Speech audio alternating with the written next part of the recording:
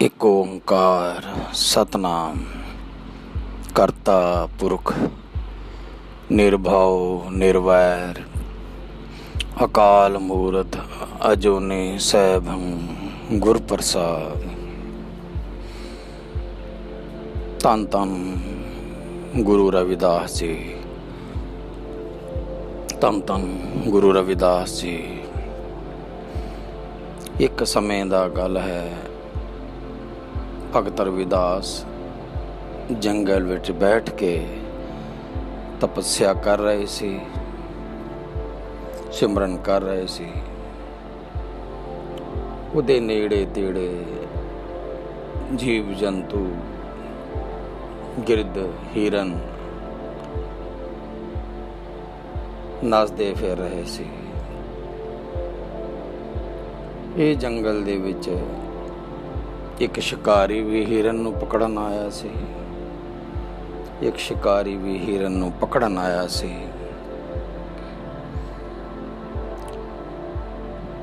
ਗੁਰੂ ਰਵਿਦਾਸ ਜੀ ਦੇਖ ਰਹੇ ਸੀ ਕਿ ਪਤਾ ਨਹੀਂ ਉਹਨੇ ਸ਼ਿਕਾਰੀ ਕਿਸ ਜੀਵ ਨੂੰ ਪਕੜੇਗਾ। ਉਦਾਸ ਹੋ ਰਹੇ ਸੀ, ਉਦਾਸ ਵੀ ਹੋ ਰਹੇ ਸੀ। ਫਿਰ ਥੋੜੇ ਸਮੇਂ ਬਾਅਦ ਉਹ ਸ਼ਿਕਾਰੀ ਨੇ ਇੱਕ ਯੰਤਰ ਵਜਾਇਆ। ਕੁਝ ਦੂਰੀ ਤੇ ਇੱਕ ਹਿਰਨੀ ਸੀ ਜਿਹੜੀ ਉਹਦੇ ਇਸ ਯੰਤਰ ਵਜਾਉਂਦੇ ਹੀ ਮਸਤ ਹੋ ਗਈ। ਪਹਿਲਾਂ ਸਮਾਂ ਦੇ ਵਿੱਚ ਜਿਹੜੇ ਸ਼ਿਕਾਰੀ ਹੁੰਦੇ ਸੀ, ਉਹਨਾਂ ਕੋਲ ਐਵੇਂ ਦਾ ਕੁਛ ਯੰਤਰ ਹੁੰਦਾ ਸੀ ਜਿਹਦੇ ਨਾਲ ਮੰਤਰ ਮੁਗਧ ਹੋ ਜਾਂਦੇ ਸੀ ਜੀਵ ਜੰਤੂ। ਜਿਵੇਂ ਉਹ ਹਿਰਨੀ ਵੀ ਅਚੇਤ ਹੋਈ, ਮਗਨ ਹੋਈ, ਤੇ ਸ਼ਿਕਾਰੀ ਨੇ ਬਹੁਤ ਹੀ ਜਲਦੀ ਉਹਦੇ ਗਲੇ ਵਿੱਚ ਰੱਸਾ ਪਾ ਦਿੱਤਾ। ਜਦ ਰੱਸਾ ਪਾਇਆ ਤੇ ਉਹ ਤੜਪਣ ਲੱਗੀ ਤੇ ਸ਼ਿਕਾਰੀ ਨੂੰ ਬੇਨਤੀ ਕਰਦੀ ਹੈ, ਹੇ ਸ਼ਿਕਾਰੀ, ਮੈਨੂੰ ਛੱਡ ਦੇ, ਮੈਂ ਤੇਰੇ ਹੱਥ ਜੋੜਦੀ ਹਾਂ।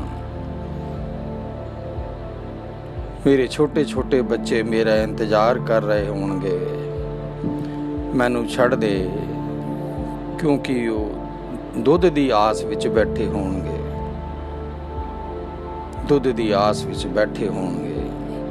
ਕਿਰਪਾ ਕਰ ਦੇ, ਮੈਂ ਤੇਰਾ ਬਹੁਤ ਹੀ ਸ਼ੁਕਰਾਨਾ ਕਰਾਂਗੀ, ਮੈਨੂੰ ਛੱਡ ਦੇ। ਪਰ ਸ਼ਿਕਾਰੀ ਦਾ ਰੋਜ਼ ਦਾ ਕੰਮ ਸੀ। ਸ਼ਿਕਾਰੀ ਨੇ ਕਿਹਾ, ਮੈਂ ਇਹ ਕਰ ਨਹੀਂ ਸਕਦਾ, ਫਿਰ ਵੀ ਦੱਸ ਤੇਰੀ ਕੀ ਇੱਛਾ ਹੈ। ਹੋ ਸਕੇਗਾ ਤੇ ਮੈਂ ਪੂਰਾ ਕਰਾਂਗਾ ਜੇ ਮੇਰੇ ਵੱਸ ਵਿੱਚ ਹੋਏਗਾ। ਕਿਉਂਕਿ ਜਦ ਉਹਨੇ ਹੱਥ ਜੋੜੇ, ਗਿੜਗੜਾ ਰਹੀ ਸੀ, ਤਰਸ ਵੀ ਆ ਰਿਹਾ ਸੀ, ਪਰ ਸ਼ਿਕਾਰੀ ਸੀ। ਉਸ ਨੂੰ ਤੇ ਉਹਨੂੰ ਮਾਰ ਕੇ ਕੁਝ ਪੈਸੇ ਮਿਲਦੇ। ਹਿਰਨੀ ਨੇ ਸ਼ਿਕਾਰੀ ਨੂੰ ਕਿਹਾ, ਕਿਉਂਕਿ ਜਦ ਹੀ ਸ਼ਿਕਾਰੀ ਨੇ ਕਿਹਾ, ਬਈ ਤੇਰੀ ਇੱਛਾ ਮੈਂ ਪੂਰੀ ਕਰ ਸਕਦਾ, ਪਰ ਤੂੰ ਦੱਸ ਪਹਿਲੇ ਤੇਰੀ ਕੀ ਇੱਛਾ ਹੈ। ਹਿਰਨੀ ਨੇ ਕਿਹਾ, ਇਹ ਸ਼ਿਕਾਰੀ ਭਾਈ, ਵੀ ਜੀ ਮੈਨੂੰ 2 ਘੜੀ ਨੂੰ ਸਮਾਂ ਦੇ ਦੇ, ਮੈਂ ਆਪਣੇ ਬੱਚਿਆਂ ਨੂੰ ਦੁੱਧ ਪਿਲਾ ਕੇ ਆ ਜਾਊਂਗੀ, ਵਾਪਸ ਆ ਜਾਊਂਗੀ। ਸ਼ਿਕਾਰੀ ਨੂੰ ਰਹਿਮ ਤੇ ਆਇਆ, ਪਰ ਸ਼ਿਕਾਰੀ ਨੇ ਇੱਕ ਗੱਲ ਕਹੀ, ਠੀਕ ਹੈ ਤੈਨੂੰ ਮੈਂ ਛੱਡ ਦੇਣਾ ਵਾ, ਪਰ ਮੈਂ ਤੇਰੇ ਤੇ ਕੀ ਵਿਸ਼ਵਾਸ ਕਰਾਂ, ਕਿਵੇਂ ਵਿਸ਼ਵਾਸ ਕਰਾਂ। ਤੂੰ ਮੈਨੂੰ ਕੋਈ ਜ਼ਮਾਨਤ ਦੇ ਸਕਦੀ ਹੈ? ਕਿਉਂਕਿ ਜੰਗਲਾਂ ਦੇ ਜਾਨਵਰਾਂ ਦਾ ਕੀ ਭਰੋਸਾ ਹੈ, ਕਹਿੰਦੇ ਕੁਛ ਨਹੀਂ, ਕਰਦੇ ਕੁਛ ਨਹੀਂ। ਨਾਲ ਹੀ ਭਗਤ ਰਵਿਦਾਸ ਜੀ ਜਦ ਭਗਤੀ ਕਰ ਰਹੇ ਸੀ, ਉਹਨਾਂ ਨੇ ਸਾਰੀ ਗੱਲਾਂ ਇਹ ਸੁਣੀਆਂ ਦੋਵਾਂ ਦੀਆਂ। ਰਵਿਦਾਸ ਬੋਲੇ, ਹੇ ਭਲੇ ਆਦਮੀ, ਇਸ ਗਰੀਬ ਹੀਰਨੀ ਨੂੰ ਤੂੰ ਛੱਡ ਦੇ, ਉਹਦੇ ਬਦਲੇ ਤੇਰੇ ਕੋਲ ਮੈਂ ਬੈਠਾ ਵਾਂ। ਜੇ ਨਹੀਂ ਆਈ ਤੇ ਮੈਂ ਤੇਰਾ ਗੁਲਾਮ ਬਣ ਕੇ ਤੇਰੇ ਕੋਲ ਰਹਾਂਗਾ, ਤੇਰਾ ਗੁਲਾਮ ਬਣ ਕੇ ਮੈਂ ਤੇਰੇ ਕੋਲ ਰਹਾਂਗਾ। ਇਹ ਸੁਣਦੇ ਹੀ ਸ਼ਿਕਾਰੀ ਉਸ ਹਿਰਨੀ ਨੂੰ ਛੱਡ ਦਿੱਤਾ ਤੇ ਹਿਰਨੀ ਛਾਲਾਂ ਮਾਰਦੀ ਹੋਈ ਆਪਣੇ ਬੱਚਿਆਂ ਕੋਲ ਚਲੀ ਗਈ, ਕਿਉਂਕਿ ਉਹਨੂੰ ਚਿੰਤਾ ਸੀ ਬੱਚੇ ਭੁੱਖੇ ਹੋਣਗੇ। ਦੁੱਧ ਪਿਲਾਉਣ ਨੂੰ ਚਲੀ ਗਈ ਆਪਣੇ ਬੱਚਿਆਂ ਨੂੰ। ਉਹਨੇ ਜਾ ਕੇ ਆਪਣੇ ਬੱਚਿਆਂ ਨੂੰ ਪੂਰੀ ਕਥਾ ਸੁਣਾਈ। ਉਹਨੇ ਕਿਹਾ, ਇਹ ਮੇਰਾ ਆਖਰੀ ਸਮਾਂ ਹੈ, ਦੁੱਧ ਪੀ ਲਓ, ਮੈਂ ਤੁਹਾਨੂੰ ਚਿਰ ਭਰ ਦੇਖ ਲਵਾਂ। ਫਿਰ ਮੈਂ ਸ਼ਿਕਾਰੀ ਨੂੰ ਵਚਨ ਦਿੱਤਾ ਹੈ ਉਹਦੇ ਕੋਲ ਵਾਪਸ ਜਾਣਾ ਹੈ ਤੇ ਅੱਜ ਤੋਂ ਬਾਅਦ ਸ਼ਾਇਦ ਮੈਂ ਹੀ ਤੁਹਾਨੂੰ ਮਿਲ ਸਕਾਂ, ਮੈਂ ਤੁਹਾਨੂੰ ਨਹੀਂ ਮਿਲਾਂਗੀ। ਆਖਰੀ ਵਾਰ ਹੈ, ਮੈਨੂੰ ਤੁਸੀਂ ਦੇਖ ਲਓ ਤੇ ਮੈਂ ਵੀ ਤੁਹਾਨੂੰ ਦੇਖ ਲਵਾਂ। ਮਾਂ ਦੀ ਇਹ ਗੱਲਾਂ ਸੁਣ ਕੇ ਬੱਚੇ ਬਹੁਤ ਉਦਾਸ ਹੋਏ, ਹਿਰਨੀ ਦੇ ਬਹੁਤ ਉਦਾਸ ਹੋਏ। ਉਹਨਾਂ ਬੱਚਿਆਂ ਨੇ ਕਿਹਾ, ਮਾਂ ਜੇ ਤੂੰ ਨਹੀਂ ਰਹੇਂਗੀ ਤੇ ਅਸੀਂ ਇਹ ਜੀਵਨ ਨੂੰ ਕੀ ਕਰਾਂਗੇ, ਤੇਰੇ ਬਿਨਾਂ ਅਸੀਂ ਵੀ ਮਰ ਜਾਵਾਂਗੇ। ਮਾਂ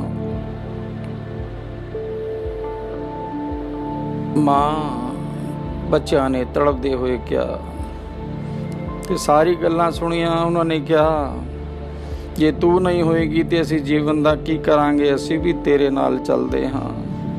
ਸ਼ਿਕਾਰੀ ਨੂੰ ਕਹਾਂਗੇ, ਜਦ ਮੇਰੀ ਮਾਂ ਨਹੀਂ ਰਹੇਗੀ ਤੇ ਅਸੀਂ ਜੀਵਨ ਵਿੱਚ ਇਕੱਲੇ ਰਹਿ ਕੇ ਕੀ ਕਰਾਂਗੇ, ਤੂੰ ਸਾਨੂੰ ਵੀ ਮਾਰ ਦੇ, ਸਾਨੂੰ ਵੀ ਮਾਰ ਦੇ।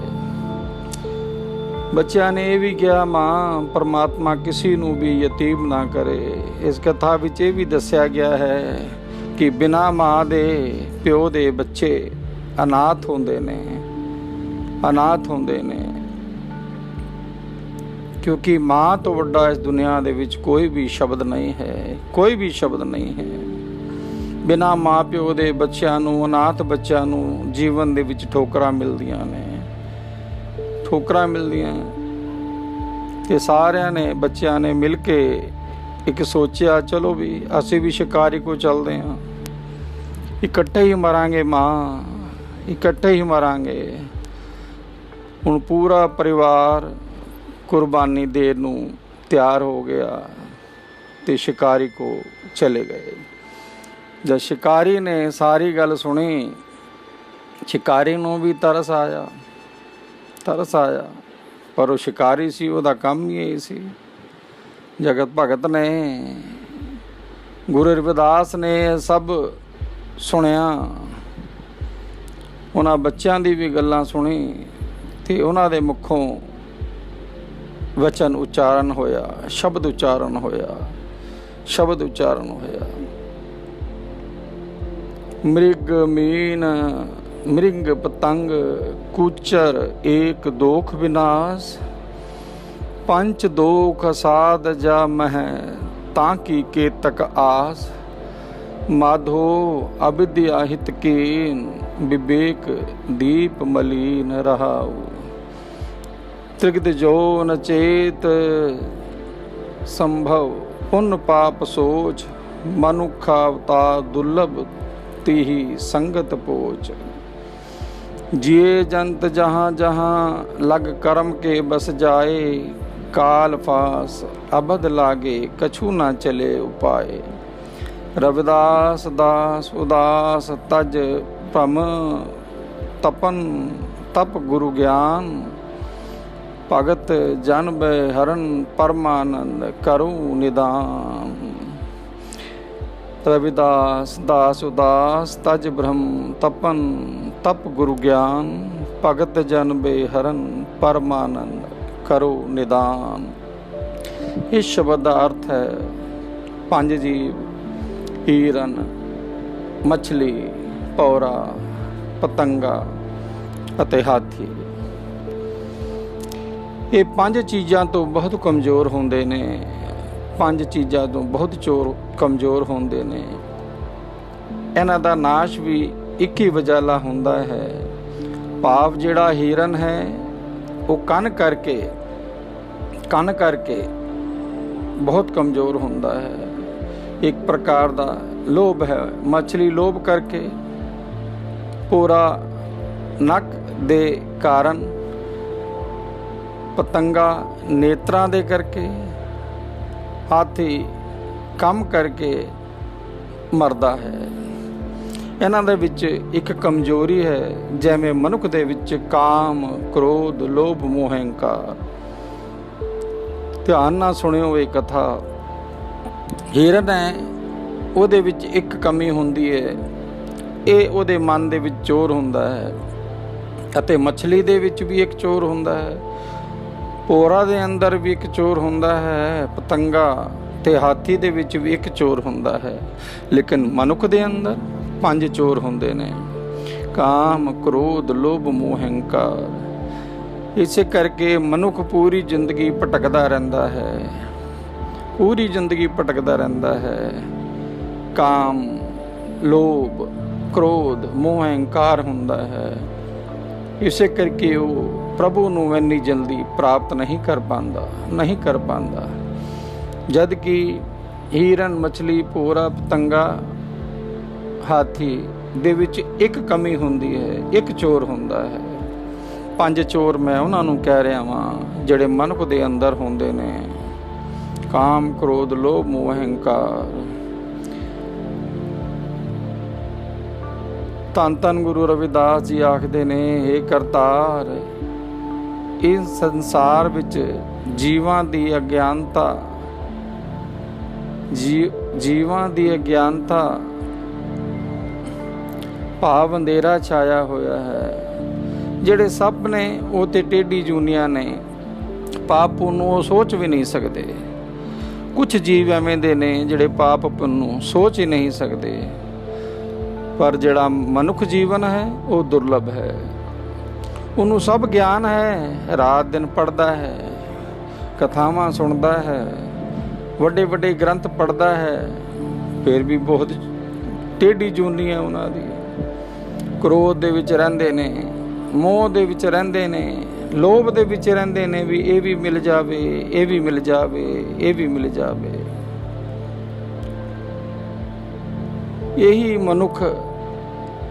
ਇਹੀ ਕਰਕੇ ਮਨੁੱਖ ਰੱਬ ਨੂੰ ਜਿੱਤ ਨਹੀਂ ਪਾਉਂਦਾ। ਕੋਈ ਵਿਰਲਾ ਹੀ ਹੁੰਦਾ ਹੈ ਜਿਹੜਾ ਰੱਬ ਨੂੰ ਜਿੱਤ ਪਾਉਂਦਾ ਹੈ। ਰਵਿਦਾਸ ਜੀ ਇਹ ਸ਼ਬਦ ਆਖ ਕੇ ਉਦਾਸ ਹੋ ਗਏ ਕਿ ਤਪੋ ਤਪ ਗੁਰੂ ਦੇ ਗਿਆਨ ਨੂੰ ਹੀ ਮੰਨਦੇ ਨੇ। ਇਹ ਭਗਤ ਜਨਾ ਡਰ ਅਤੇ ਖੌਫ ਦੂਰ ਕਰਨ ਵਾਲੇ ਪਰਮਾਤਮਾ, ਮੈਂ ਅੰਤ ਸਮੇਂ ਪਰਮ ਆਨੰਦ ਦੀ ਯੋਨੀ ਵਿੱਚ ਜਾਵਾਂ, ਕਿਉਂਕਿ ਮੈਂ ਵੀ ਮਨੁੱਖ ਹਾਂ, ਮੇਰਾ ਇਹ ਸਰੀਰ ਵੀ ਮਨੁੱਖੀ ਹੈ।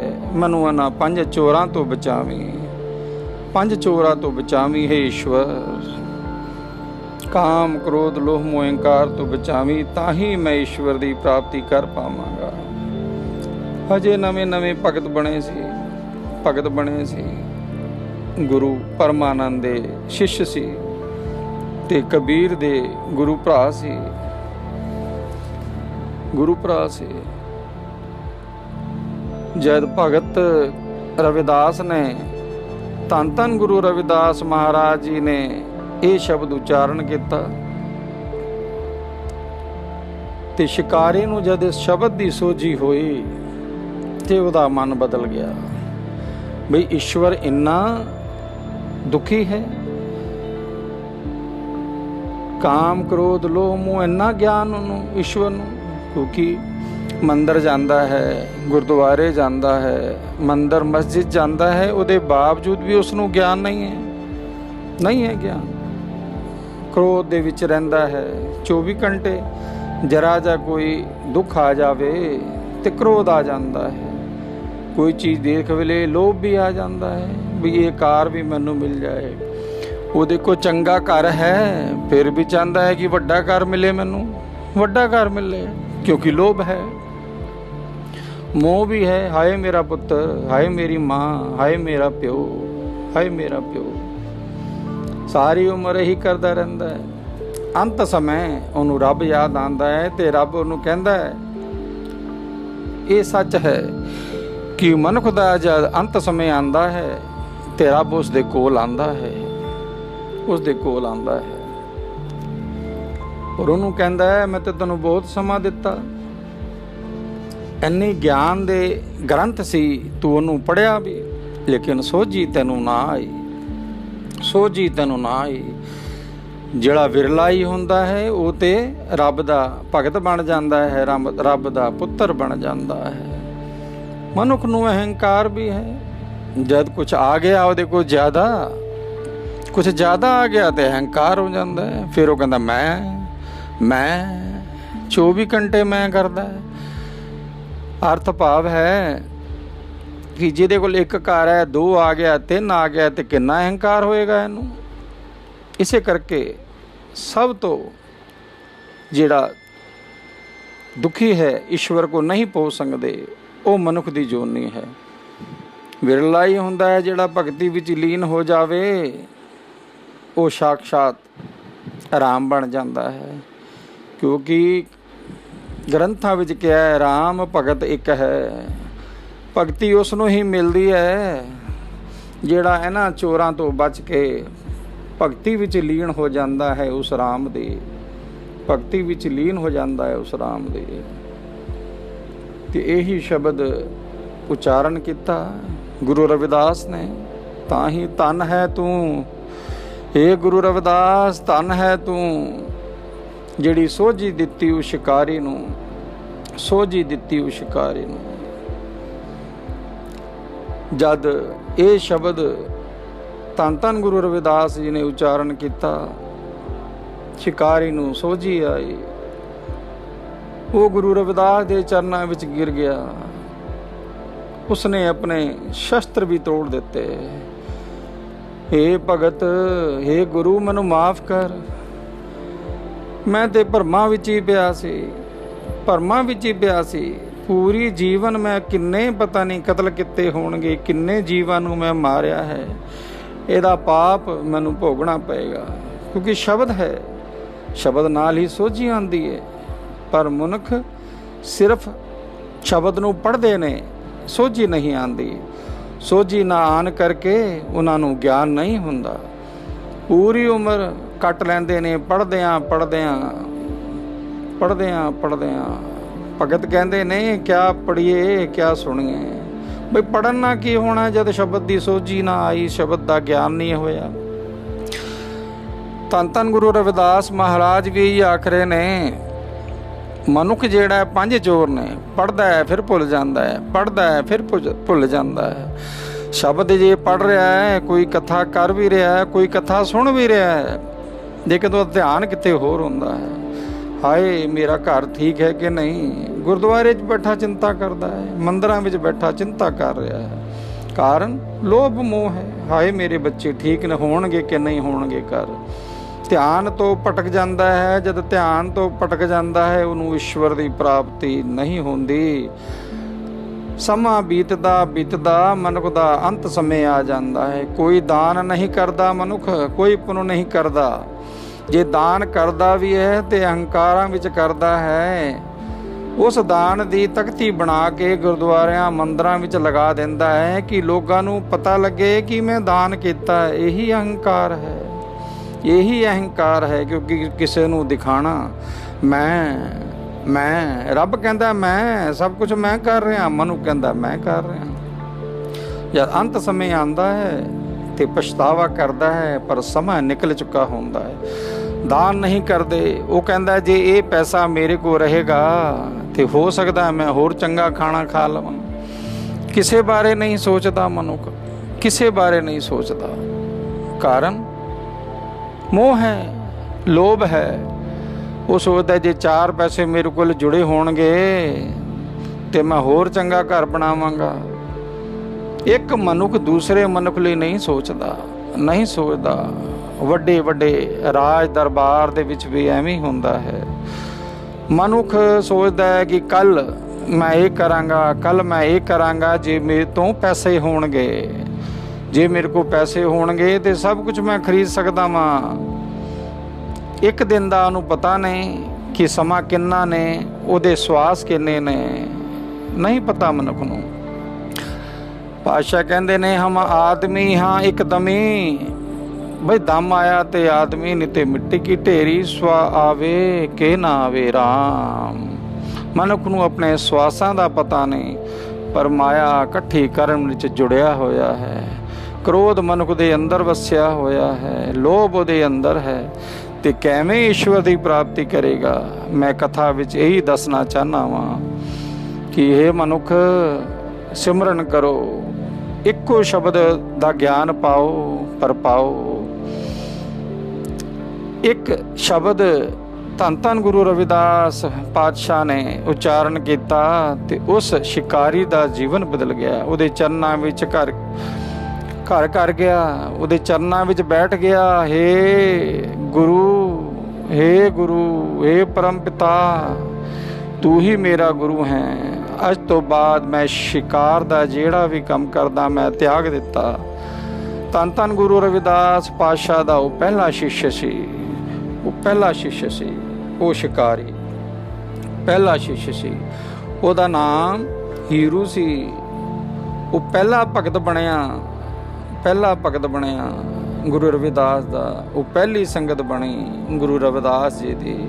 ਤੇ ਧੰਨ ਹੈ ਗੁਰੂ ਰਵਿਦਾਸ ਜਿਨ੍ਹਾਂ ਨੇ ਮੁਖੋਂ ਇਹ ਵਚਨ ਨਿਕਲੇ ਤੇ ਉਸ ਸ਼ਿਕਾਰੀ ਹੀਰੂ ਦਾ ਮਨ ਬਦਲ ਗਿਆ। ਇਹ ਛੋਟੀ ਜੀ ਕਥਾ ਦੇ ਵਿੱਚ ਮੈਂ ਆਪ ਜੀ ਨੂੰ ਅਰਦਾਸ ਕਰਾਂਗਾ ਸਾਰਿਆਂ ਨੂੰ, ਸਾਰਿਆਂ ਬਾਰੇ, ਕਿ ਪਰਮਾਤਮਾ ਸਭ ਨੂੰ ਸੋਝੀ ਬਖਸ਼ੇ, ਸ਼ਬਦ ਦਾ ਗਿਆਨ ਬਖਸ਼ੇ। ਦੇਖੋ ਇੱਕ ਸ਼ਬਦ ਨਾਲ ਉਹਦਾ ਮਨ ਬਦਲ ਗਿਆ, ਜਿਵੇਂ ਸੱਜਣ ਠੱਗ ਦਾ ਮਨ ਬਦਲ ਗਿਆ ਗੁਰੂ ਨਾਨਕ ਦੇ ਇੱਕ ਸ਼ਬਦ ਨਾਲ। ਮਨੁੱਖ ਤੇ ਰਾਤ ਦਿਨ ਸ਼ਬਦ ਪੜ੍ਹ ਰਿਹਾ ਹੈ, ਬਦਲ ਨਹੀਂ ਪਾ ਰਿਹਾ। ਉਹ ਤੇ ਰੱਬੀ ਰੂਪ ਸੀ। ਧੰਨ ਧੰਨ ਗੁਰੂ ਨਾਨਕ ਦੇਵ ਪਾਤਸ਼ਾਹ, ਧੰਨ ਧੰਨ ਗੁਰੂ ਰਵਿਦਾਸ ਪਾਤਸ਼ਾਹ ਹੁਣ ਆਪ ਹੀ ਪੜ੍ਹਦੇ ਨੇ, ਤੇ ਸੋਝੀ ਕਿੱਥੋਂ ਮਿਲੇਗੀ। ਆਓ ਸਾਰੇ ਮਿਲ ਕੇ ਅਰਦਾਸ ਕਰੀਏ ਕਿ ਮਨੁੱਖ ਨੂੰ ਸੋਝੀ ਆਵੇ। ਦਾਨ ਪੁੰਨ ਕਰਨ ਮਨੁੱਖ ਦਾਨ ਪੁੰਨ ਕਰੇ ਤੇ ਆਪਣਾ ਜੀਵਨ ਸਫਲ ਕਰੇ। ਸ਼ਬਦ ਦਾ ਗਿਆਨ ਉਸ ਨੂੰ ਪ੍ਰਾਪਤੀ ਹੋਵੇ। ਅਸੀਂ ਸਾਰੇ ਮਿਲ ਕੇ ਅਰਦਾਸ ਕਰੀਏ। ਗੱਜ ਵੱਜ ਕੇ ਫਤਿਹ ਬੁਲਾਓ। ਵਾਹਿਗੁਰੂ ਜੀ ਕਾ ਖਾਲਸਾ, ਵਾਹਿਗੁਰੂ ਜੀ ਕੀ ਫਤਿਹ। ਧੰਨ ਧੰਨ ਗੁਰੂ ਰਵਿਦਾਸ ਮਹਾਰਾਜ, ਧੰਨ ਧੰਨ ਗੁਰੂ